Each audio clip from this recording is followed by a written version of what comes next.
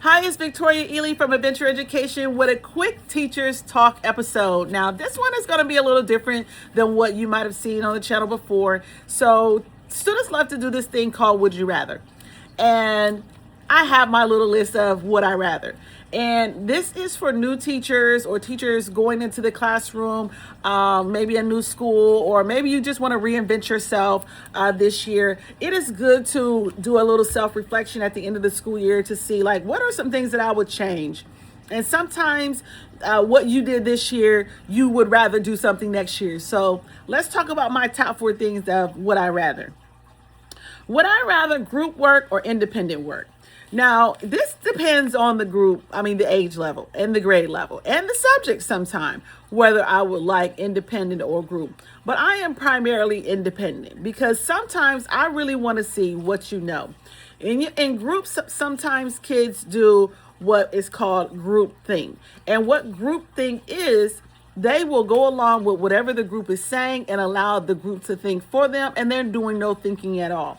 And a lot of times that's in middle school when groups are primarily encouraged. Not that it's not encouraged in elementary and high school, but collaboration and engagement at that age level is very important to keep them involved in the content.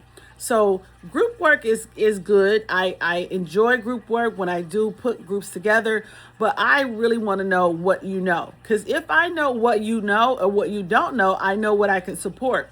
If I always love to put kids in groups, I'm not really able to assess what individuals know in that group because everybody's kind of thinking and working off the same. And if there's one smart kid in the group, I'm pretty sure everybody's looking to that student to provide a lot of the support and the answers. So I am team independent. Would I rather block or traditional schedule? Now, you have to already be a teacher to know what this really feels like. And if you have not taught both, you cannot understand. So I've taught traditional, which is your block 1, 2, 3, 4, 5, 6, same day, versus your block schedule, which is 1, 2, 3 today, 4, 5, 6 tomorrow, and you see kids every other day. Now, I know there are benefits to both, but I prefer team traditional. Because when I give you my lesson today, I want you to be able to recall that lesson tomorrow and the next day and the next day. And we just build on that. When you have block schedule and you have students who are chronically absent or things like that, then you may see that student one day that week, or maybe 2, or not at all, because you only see them every other day. So block schedule gives you more time with the students, but with a traditional schedule, you will statistically see them more in that week than on the block schedule. All right. My next one is, would I rather allow AI or ban AI? Now, I believe in allowing AI, and I'm going to tell you why I allow AI. I allow AI for research, ideas, brainstorming, creative images, things of that nature. What I don't allow is passing work off as your own. So I've caught students red-handed using AI. I can read material and know it's AI. I learn my student voices, and I know when they're not, that's not their voice. That you don't talk like that. So when you submit an assignment and it sounds like you've used AI, you get a 0. Because that's not what AI should be used for academically. And you are violating the academic integrity policy with the school if you are using it as your own. But allowing AI does give them the opportunity to brainstorm, find ideas, and sometimes it allows them to refine some of their work. But programs like Grammarly or any program that allows them to spell check or grammar check, those are AI tools helping the student improve their writing. So you can't say they can't use any type of tool, because there's other tools out there that will help them improve their writing. You just have to know your students' voices overall. And then you should be okay with allowing it.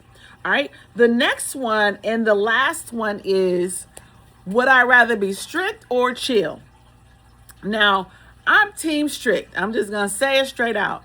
I am not team chill. You won't see me as chill until the last week of school. And I literally mean the last week of school is when I let my hair down and I kind of chill with the kids because we've done everything that we need to do. I've taught, they've tested, and we're all at that moment of decompressing.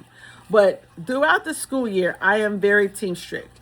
And that strictness is just structure and consistency with my lessons, my requirements, my procedures, my rules, and everything that I need to make sure that the class is running smoothly and that it is managed with fidelity. So being strict does not mean I'm mean. It just means that I'm firm and that I'm fair with how I treat all the students. So if you are team strict, make sure that you are fair with the students. Make sure that you are firm with the students because they pay attention to whether or not you're just being strict for no reason or you're only being strict with them and not that person. So it needs to be something you do across the board. Now, if you want to be that teacher that's chill and cool all the time, you go right ahead. I'll see how that works out for you. A lot of times it doesn't work out, especially if you have not established your classroom management policies and procedures that allow you to be chill or to allow the students to see that, they can chill in your class. And, but I'm always team strict. I'm chill later. And that's just the way I have been. I've been successful with classroom management. And at the end of the day, I'm for team student achievement. And if they are able to achieve with my way of teaching, my style, which is a strict and firm environment, then I'm still doing the job. We don't have to be friends. I'm okay not being friends with my students. I should not be friends with my students. That's not why we're all here at the end of the day. The goal is to train these students, to teach these students, to model for them so that when they leave my classroom and go on to wherever they go, they take something that I taught them with them. And to me, when you're in a chill and laid back environment with the teacher, it is also something that they can take out of your class and move on and try to carry that on. And that will not work. So I am team strict.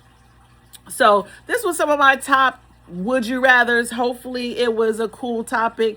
And as a new teacher, you do need to decide who you want to be, or if you're changing schools and you're changing demographics, you need to decide who you want to be. You can't just show up and decide it that day.